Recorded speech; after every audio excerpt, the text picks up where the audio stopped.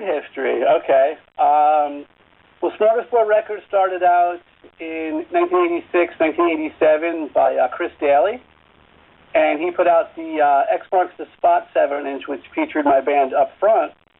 So I've been friends with Chris since 1986.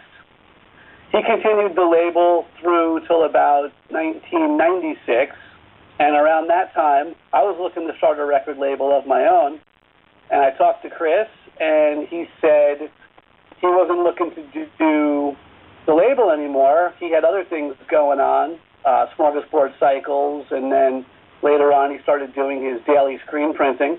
But he's always been a busy guy. And I worked out a deal with Chris, and instead of me starting a brand new label, I just took over Smorgasbord Records and kept in print the releases that I could, and some of the releases that some of the bands that had moved on to other things or had broken up or had discography CDs in the works, I just didn't worry about those releases. And just been moving forward with the label ever since. Well, pretty much, Jamie from Hatebreed really wanted to be on Smorgasbord. He respected the label, and he thought it would be a good start for them to be on Smorgasbord. And Matt McIntosh had joined Hatebreed shortly after they recorded the 7-inch. And he and I were really good friends. I played with Matt in band Eventide for a little while. And between Matt and Jamie, they were both saying, we really want to be on Smorgasbord. Let's do the end of the night on Smorgasbord. So I said, fine, let's do it. And they went on tour. They were working really hard. And Smorgasbord's always tried to be a springboard for labels to move on to, a springboard for bands to move on to bigger and better things.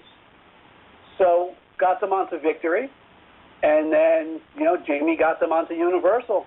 And I don't know what happened. I think Universal probably bought out whatever remaining contract they had with Victory, and that's pretty much that. Yeah, it all happened rather. It seemed like it happened rather quickly, but Hatebreed were out touring and doing it all DIY for a good 2.5 years before anything really progressed for them.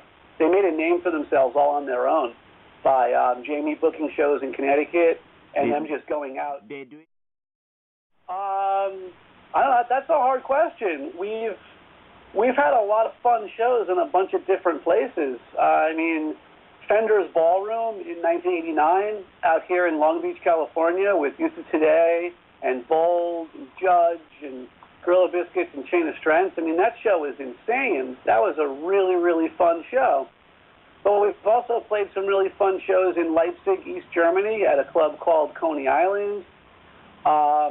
Played a really great show in Bleiskastel, Germany. It's hard to really pick. We played some really fun shows at the Anthrax in Norwalk back in the late 80s. We've just been very fortunate. We played some fun shows in Japan back in 1998. We've been fortunate enough to travel around and play so many different places and had some really good experiences in so many different parts of the country and parts of the world. If we had the opportunity to fly all the way to Asia and play shows, I would like to go everywhere possible. I mean, we've been to Japan, but, we've never been anywhere else. So, I mean, we would go, if we could, I would like to play wherever we'd be welcome. Or how well bands do in Indonesia, or I know some bands have gone to Korea. So, yeah, I mean, wherever it would be safe and there'd be people that would be willing to see us, I think it would be a lot of fun. My last words, thank you very much for, taking the time to want to chat with me a little bit tonight and introducing me to this very cool feature in Facebook that I haven't used before. All right, that's all. Have people can check out, Upfront website or Smorgasbord Records website, shoot me an email, say hi, find me on Facebook. It's all good.